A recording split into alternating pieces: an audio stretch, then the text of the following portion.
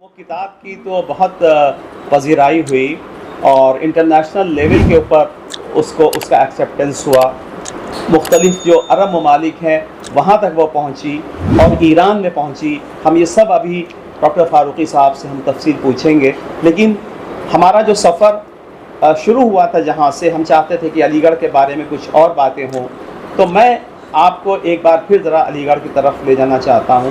اور ایک بہت ہی اہم بات ہے کہ آپ کے والد صاحب یعنی ابھی جن کا ذکر کیا ابرار حسین فاروقی صاحب، انہوں نے بھی علی گڑھ سے تعلیم حاصل کی تھی. وہ بھی ایک بہت بڑے اسکالر تھے اور عالم دین تھے اور کئی کتابوں کے مصنف بھی تھے. تو میں سمجھتا ہوں ڈاکٹر فاروقی کہ آپ کے والد کی شخصیت کا بہت اثر آپ کے اوپر رہا ہوگا، آپ کی کردار سازی اور ذہن سازی پہ. دیکھیے صاحب، والد صاحب تو اپنے وقت کے بہت بڑے عالم تھے اور ان تک پہنچنا یا ان کا مقابلہ جو ہے وہ میرے بس کا نہیں ہے. لیکن یہ ضرور ہے کہ جو انہوں نے اسلامی تاریخ پہ لکھی ہیں وہ میں نے اکثر پڑھی اور مجھے دلچسپی ہوئی اسلامک اسٹڈیز میں. اور یہ میں نے محسوس کیا کہ بھئی عام طور پہ مسلمان جو ہے وہ ٹھیک ہے کہ ہندوستان کی حد تک میں کہوں گا، میں باہر نہیں، مسلمان جو ہے وہ قرآن پر اور حدیث پر اپنا ایمان رکھتا ہے. لیکن افسوس کی بات یہ ہے کہ جو اس دور کی ضرورت ہے یا اس دور کی ضرورت ہے وہ ہے سائنسی مزاج کی، سائنٹیفک ٹیمپر. اب اگر یہ چیز جو ہے یہ آپ کے مذہبیت کی وجہ سے اگر اس کے اوپر اثر پڑے گا تو آپ کو بڑا نقصان ہے. اور جو علی گڑھ موومنٹ ہے وہ سب اسی بات پر مصر ہے کہ مسلم سماج میں سائنٹیفک ٹیمپر، سائنسی مزاج ہونا ضروری ہے. بلکہ ایک بہت اہم بات میں آپ کو بتاؤں، اور وہ یہ کہ ہندوستان کا جو کانسٹیٹیوشن ہے وہ لاجواب کانسٹیٹیوشن ہے، کوئی شک نہیں، اور اس میں بہت سی اہم باتیں بتائی گئی ہیں. اس میں غالباً آرٹیکل 51H اگر مجھے صحیح یاد ہے تو یہ ہے، اس میں لکھا گیا ہے کہ it is the duty of every citizen of India, it is the duty of every citizen of India to create scientific temper, spirit of inquiry and humanism. اب ذرا دیکھیے آپ کہ جو چیز جو ہے ہم علی گڑھ سے گویا کہ حاصل کرنا چاہ رہے تھے یا جو سرسیہ چاہتے تھے وہ ہندوستان کے کانسٹیٹیوشن میں ہے کہ ہر شخص کا، ہر ہندو، مسلمان، سکھ، عیسائی، اس کا یہ فرض ہے کہ سماج میں سائنٹیفک ٹیمپر بیدار کرے اور اسپرٹ آف انکوائری، یعنی نئی چیز سمجھنے کی. ہوتا کیا ہے کہ جب کوئی نئی چیز آتی ہے تو وہ ایک انقلاب کے دور پہ آتی ہے اور لوگ اس کی مخالفت کرتے ہیں. اب آپ کو تو معلوم ہی ہوگا کہ بھئی ایک زمانہ وہ تھا کہ جب یہ لاؤڈ اسپیکر جو تھا وہ منع تھا، اور کہ صاحب لاؤڈ اسپیکر پہ آواز جو ہے وہ بدل جاتی ہے.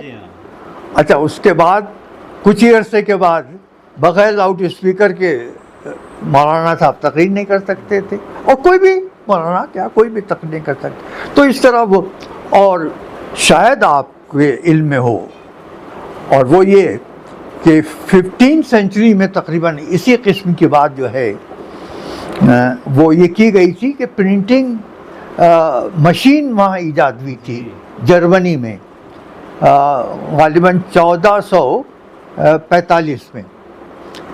تو عثمانی حکومت تھی، جی آٹومن امپائر جس کو آج کل کہا جاتا ہے. تو اس زمانے میں جو چیف گویا کہ عالم تھے انہوں نے یہ کہا کہ نہیں، یہ مشین جو ہے یہ جو مسلمان رکھے گا وہ اسلام سے خارج ہو جائے گا. کیوں؟ اس لیے کہ اس مشین میں جو نام ہیں، جو اللہ اور رسول کا نام لیا جاتا ہے وہ دبائے جاتے ہیں، یعنی پرنٹنگ کے وقت وہ دبائے جاتے ہیں. اس لیے جو ہے وہ، اور 200 سال تک آپ سمجھیے کہ اسلامی دنیا میں پرنٹنگ مشین جو ہے بین رہی.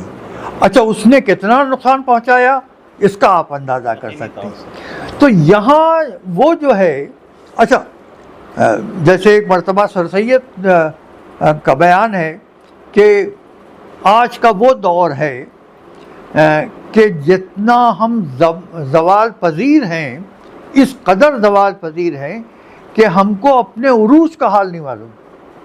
ہم کو نہیں معلوم ہے کہ اسلامی دنیا نے جو سائنس دی تھی اس کی بنیاد کے اوپر یورپ کا رینیساں، نشاط ثانیہ یورپ کا ہوا ہے، اور یہ یورپ والے مانتے ہیں. بالکل صحیح. اور انہوں نے یہ سارا علم حاصل کر کے اسی کو بنیاد بنا کر نئی سائنس پیدا کی جس کے ہم مخالف رہے. بالکل صحیح بات. اور اس کا نقصان جو ہے یقینی طور سے پورا مسلم سماج نے جی. اور علامہ اقبال نے شاید اسی بنیاد پہ کہا ہے کہ آئین نو سے کیا کرنا جی. تو یہ سب ہے. تو اس حساب سے میں کہتا ہوں کہ علی گڑھ کا جو پڑھنے والا ہے، جہاں تک میں سمجھتا ہوں کہ اور جگہوں کے پڑھتے ہیں اور جگہوں کے بھی لڑکے بہرحال بہت کامیاب ہیں، لیکن علی گڑھ کے لڑکے جو ہیں وہ ساری دنیا میں وہاں کے جو ایلومنائی ہے وہ، اور وہ اس لیے کہ ان میں ایک علی گڑھ میں رہنے کے بعد سائنسی مزاج پیدا ہو جاتا ہے، اور یہ ان کو گویا کہ کامیاب کرتا ہے کسی بھی ملک میں. یقینی طور سے پوری دنیا میں اس وقت تو ہے علی گیرین، شاید ہی کوئی ایسا ملک ہو کہ جہاں پر علی گڑھ کے فارغین موجود نہ ہوں. اور مجھے لگتا ہے کہ یہ سر سید کا ایک فیض ہے جو آج بھی جاری اور ساری ہے. اچھا میں علی گڑھ کے متعلق ایک آپ سے تھوڑا سا ٹریک سے ہٹ کر کے سوال پوچھنا چاہتا ہوں کہ علی گڑھ میں ایک بڑی پرفضا روڈ ہے جو کہ یقینی طور سے آپ کے زمانے میں بھی اتنی ہی پرفضا رہی ہوگی جتنی کہ ہمارے زمانے میں تھی، یعنی جس کا نام ہے میرس روڈ. اور پرفضا ہونے کا اس کی وجہ سب سے بڑی ہے کہ وہاں پر گرلز ہاسٹل ہے، گرلز کالج ہے عبداللہ. تو اگر کوئی راز افشا نہ ہو تو کچھ اس کے بارے میں بھی بتائیے، اپنا دور کے بارے میں. ارے صاحب دیکھیے، نوجوان لڑکے جو علی گڑھ کے تھے وہ ویسے ہی تھے جیسے ہوتے ہیں ساری دنیا میں. اور جو آپ نے لفظ گرلز کالج بتایا، اس زمانے میں شیخ عبداللہ نے، جن کو پاپا میاں کہا جاتا تھا، انہوں نے قائم کیا تھا، اور بڑا کامیاب، آج بھی بہت کامیاب ہے. تو وہ اکثر لڑکے اس طرف جو ہے وہ ضرور جاتے تھے جمعے کے دن، خاص کر ہمارے زمانے میں، آپ کے زمانے میں. لیکن بہرحال اب جو ہے وہ اتنا کنسٹرکشن ہو چکا ہے، دور بہت بدل گیا ہے کہ وہ آپ کو غالباً اس سڑک پر میرس روڈ کے اوپر شاید گرلز کالج کا گیٹ نہ دکھلائی دے، جو بہت دنوں سے میں نہیں گیا اس طرف. تو اس میں جب آپ نے بات شروع ہی کی ہے تو چلیے ایک واقعہ اور آپ کو بتا دوں کہ بابر مرزا صاحب، ڈاکٹر بابر مرزا زولوجی کے پروفیسر تھے، اور ان کی یورپین ان کی بیوی تھی.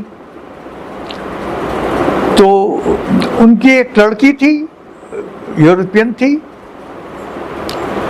اور وہ سائیکل چلاتی تھی.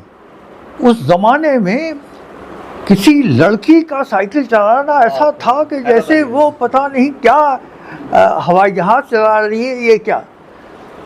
تو وہ لڑکی جو تھی وہ بابر مرزا صاحب کے لیے دوپہر میں سائیکل سے کھانا لاتی تھی. تو میں اپنے کو بھی مطلب شامل کر رہا ہوں. تو ہم لوگ جو تھے وہ اچھا ڈپارٹمنٹ اور زولوجی ڈپارٹمنٹ اور آپ کو یاد ہوگا باٹنی، یہ تینوں قریب قریب ہیں. تو بہت سے لڑکے اور شاید کبھی کبھی میں بھی وہ دیکھنے جاتے تھے اس لڑکی کو کہ سائیکل پہ آ رہی ہے. تو لڑکی کا سائیکل چلانا جو تھا وہ اتنا اپنے آپ کمال کی بات تھی. اور ایک میں کہوں گا کہ ایک بہت ہی خوبصورت تصویر جو ہے ذہن میں ہوتی تھی کہ لڑکی جو ہے اور وہ بھی بہت گوری اور بہت اسمارٹ یورپین، وہ گویا کہ لیکن مسلمان تھی. تو اس طرح جو ہے جو آپ نے گرلس کالج کی بات کی تو عام طور پہ ہمارے ساتھ تو یہ ہوتا تھا کہ ایم ایس سی میں تو کو ایجوکیشن تھی، کیونکہ کیمسٹری پریکٹیکل یہ وہ سب جو ہے وہ ساتھ تھے اور ہم لوگوں کے ساتھ کئی لڑکیاں تھیں.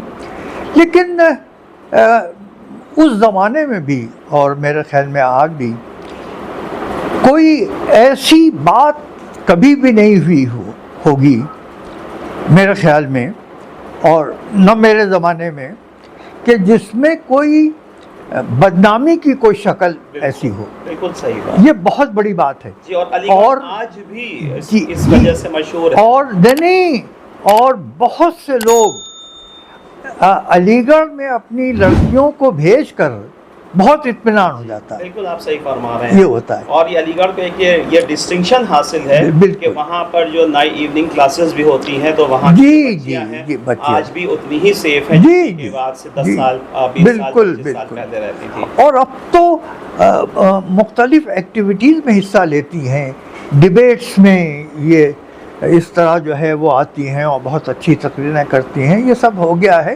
تو میرا کہنا یہ ہے کہ جو ساری دنیا میں ویسٹ میں جو کچھ ضروری ہے وہ علی گڑھ میں مل جائے گا. بالکل آپ نے صحیح فرمایا. جی. اب میں مجاز کے اوپر بھی میں آپ سے کچھ پوچھنا چاہتا ہوں کہ مجاز مرحوم نے ایک نظم لکھی تھی نظر علی گڑھ، جس کو کہ 1954 میں غالباً یونیورسٹی ترانہ بنایا گیا.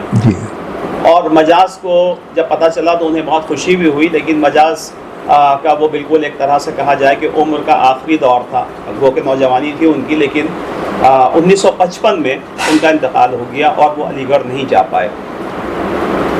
تو آپ کچھ یادیں آپ کی کیا اس سے وابستہ ہیں کہ جب جس زمانے میں یہ ترانہ پہلی بار پڑھا گیا اور وہ دور آپ کا تھا، آپ یقینی طور سے اس میں وہاں موجود رہے ہوں گے، تو کچھ یادیں اگر وابستہ ہوں تو پلیز شیئر. حضور والا میں آپ کو بتاؤں کہ اس ترانے کے بابت اور جس دن وہ گویا کہ دن نہیں بلکہ جس ہفتے اس کے اوپر سارے لوگ اور ایک صاحب جو بہت مشہور تھے، بہرحال وہ فلموں میں بھی گئے تھے، ان کی گویا کہ لیڈرشپ میں ہم سب لوگ 50-60 لوگ جمع ہوتے تھے اور اس کے بعد جو ہے وہ اس کو ترانے کو گانے کے لیے کہتے تھے اور اپنا میوزک وہ کمپوز. ہاں اشتیاق صاحب کہ وہ آپ معلوم نہیں بلکہ میں اس میں شامل تھا. اور یہ سن 54 کی بات ہے. 53 میں اشتیاق صاحب نے ایک میٹنگ میں یہ بات کہی تھی کہ مجاز کا جو ترانہ ہے وہ علی گڑھ کا ترانہ ہونا چاہیے. تو یہ سن 54 میں یہ ترانہ جو ہے وہ کمپوز کیا گیا تھا.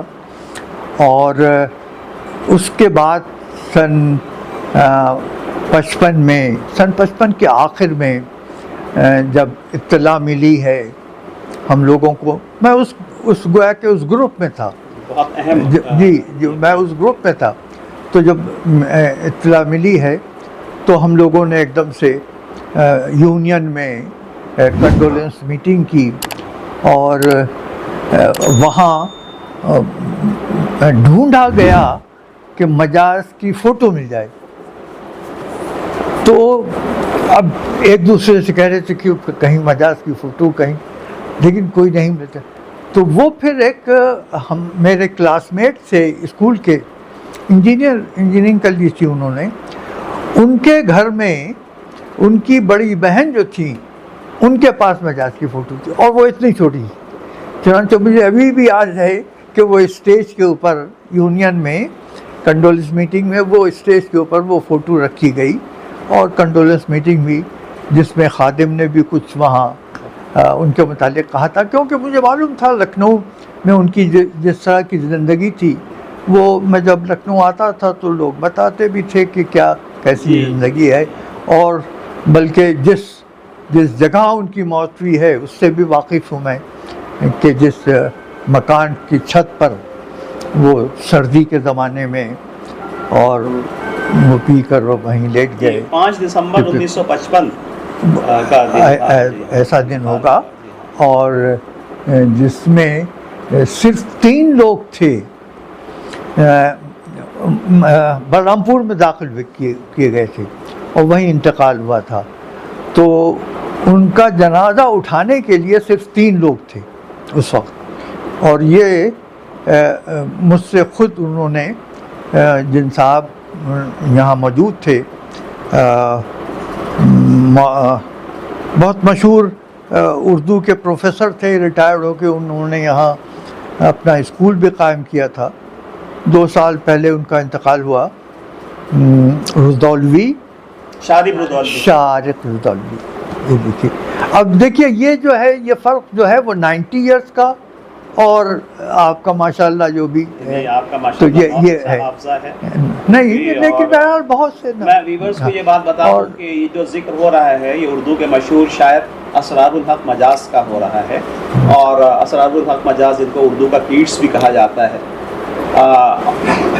ان کی ایک نظم تھی نظر علی گڑھ، جس کو کہ یونیورسٹی کا ترانہ بنایا گیا.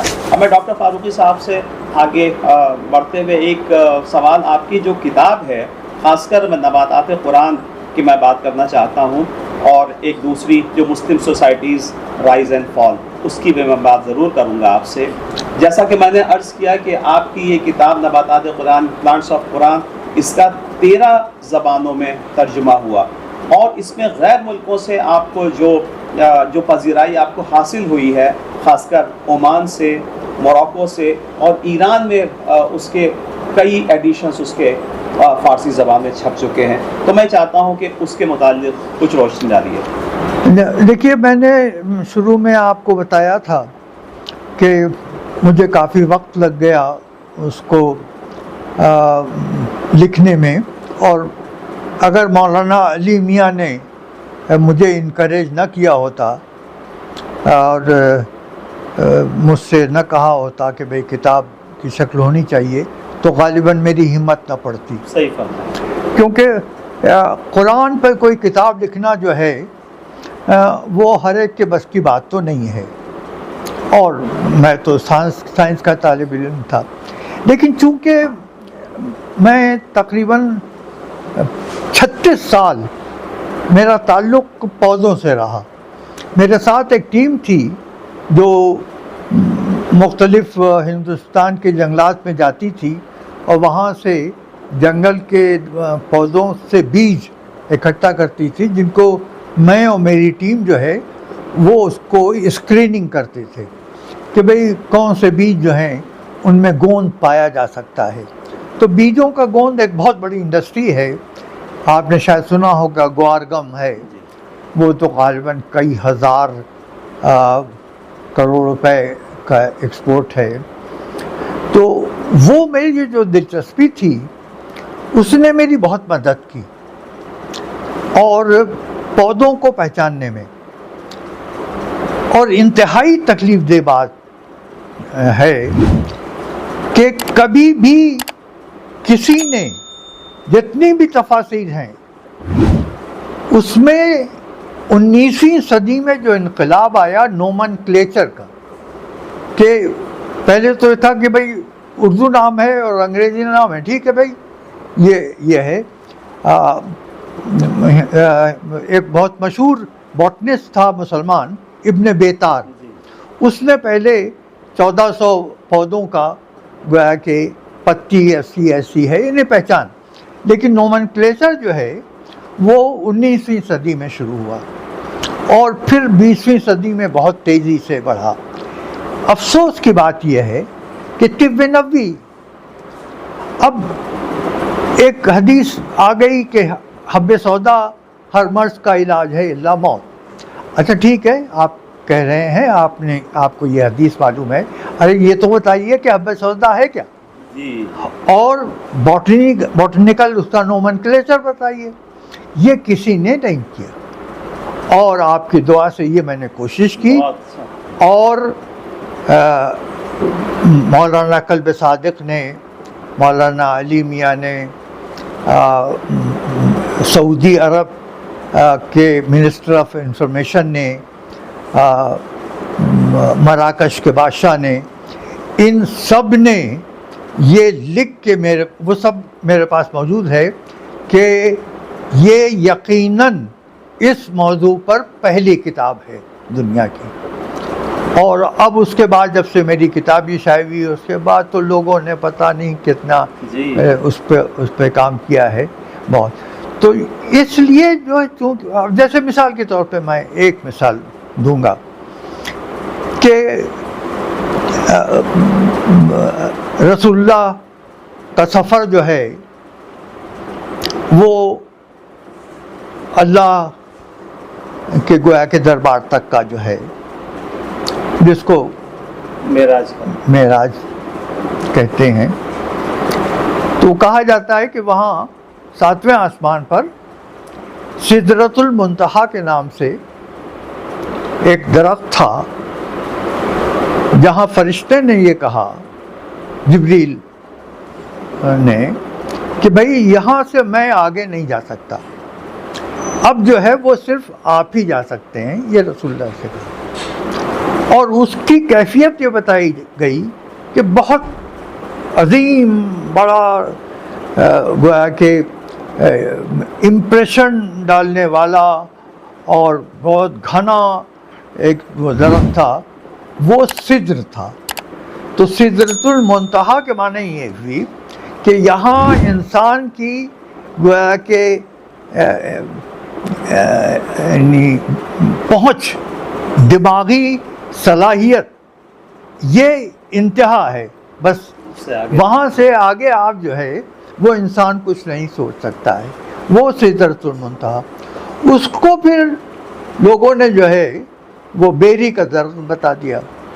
میں نے کہا کہ بھائی بیری ایک تو درخت نہیں ہے، بیری جو ہے وہ شرب ہے، ایک چھوٹا پودا ہے اور کانٹے دار ہے، اور اس کو عظیم بتانا یہ مشکل ہے، لہذا میں نے اس کی ریسرچ کی، اس کی تاریخ معلوم کی، تو پتہ یہ چلا کہ ایک پودا ہے جو کسی زمانے میں یہاں آپ کے یروشلم میں بہت ہوتا تھا، اور اس کو ارض الرب کہتے تھے، یعنی ٹری آف دی گاڈ کے نام سے تھا، بائبل میں بھی ذکر ہے۔ تو میں نے کہا کہ اگر یہ بتانا ہے کہ عظیم درخت تھا اور اس کے پیچھے کچھ دکھلائی نہیں دیتا تھا، تو اس سے تو بیری جو ہے وہ نہیں معلوم ہوتا جی، اور اس سے جو ہے جو میں نے بتایا ہے، اور جس کی پذیرائی جو ہوئی ہے پورے تقریباً عمان کے بادشاہ نے تو مجھے $25,000 کا انعام بھی، اور غالباً یہ جو میں نے کچھ نئی باتیں بتائی ہیں اس پر، اور سعودی عرب کا تو میں نے آپ کو بتایا کہ انہوں نے اس گویا کے ریسرچ کو بہت پسند کیا۔ دو چیزیں جو ہیں وہ نباتات قرآن کی اور پلانٹ آف قرآن کی، جو میں نے ہمت کر کے جن کو ویسے تو سارے پودے 20-22 پودے قرآن میں ہیں، ان سب کو میں نے ڈسکرائب کیا ہے کہ وہ کہاں کے ہیں۔ جیسے زنجبیل آیا ہے ایک لفظ، وہ جنجر ہے، اور संस्कृत का जो लफ्ज़ है शिरंजबीर, उससे अरबी में जंजबील बना है। और वो हज़रत सैयद सुलेमान नदवी साहब ने एक जगह कहा है कि हम हिंदुस्तानी बड़े खुशकिस्मत हैं कि हमारे हिंदुस्तान का भी एक लफ्ज़ कुरान में जगह पा गया। Very interesting. जी, तो मैंने उस जंजीबील का बताया है पूरा उसका बॉटनिकल नाम और उसकी हिस्ट्री ये सब। तो इस तरह जो है वो सारे पौधे 20-22 पौधों को मैंने बताया है। और आपकी दुआ से लोगों का ये कहना है, स्कॉलर्स का ये कहना है कि ये इस मौजू पर पहली किताब है। यकीनी तौर से इसमें तो और जैसा कि आपने फरमाया था कि ईरान में तो उसका जो फ़ारसी ज़बान में तर्जुमे उसके हुए तो कई एडिशन उसके जी जी हो चुके जी हैं। ये बहुत मेरे ख्याल में यानी 7 या 8 तक तो मेरे पास हैं और उसके आगे जितने भी तो इससे ईरान के लोगों की इल्मी सलाहियत का भी अंदाज़ा होता जी, है कि वो यकीनन। इल्म हासिल करने के जी, लिए किस जी, हद तक जा सकते जी हैं। जी जी ये बात बिल्कुल तय है। ईरान में लिटरेसी जो है वो बहुत से यूरोपियन मुल्कों से ज़्यादा है ये। और आप ताज्जुब करेंगे कि जो लिटरेसी मर्दों की है उससे थोड़ी सी ज़्यादा जो है वो औरतों की। बहुत दिलचस्प बात है। और ये बहुत बड़ी बात है। जी जी भाई देखिए होता क्या है कि हमने एक बहुत अरसे तक, कई 100 साल तक ये कहा कि भाई औरतें जो हैं वो घर के लिए हैं, वो घर में रहने के लिए हैं, बाहर निकलने के लिए नहीं है। तो इसका मतलब ये हुआ कि आधी पॉपुलेशन को आप तरक्की से अलग कर रहे हैं। अब ठीक है वो घर में है, घर देखती हैं, सब कुछ है, लेकिन इल्म से उसको दूर रख के आप इल्मी एतबार से अपनी इल्मी तरक्की को आधा कर रहे हैं। बिल्कुल। और जबकि उनको ही नई नस्ल की परवरिश करना है, जाहिर है। उसको तालीम के भाई बगैर उनके पढ़े हुए, समझा आप ये चाहें कि बच्चे जो हैं वो सिर्फ बाप पढ़ाते रहें उनको और गोया के काम भी करते रहें, कमाई भी करते रहें और वो भी, तो वो नामुमकिन है। तो बहरहाल अब ये सब कुछ है। अब ये बातें जो हैं वो सच पूछिए तो किसी ज़माने में कंट्रोवर्शियल थी, लेकिन आज जो है वो ये सबको जहन खुले हैं। और बहुत अच्छी बात ये है कि लिटरेसी के मामले में मुसलमान ने पिछले 10 साल में बहुत तरक्की की है हिंदुस्तान में, बहुत।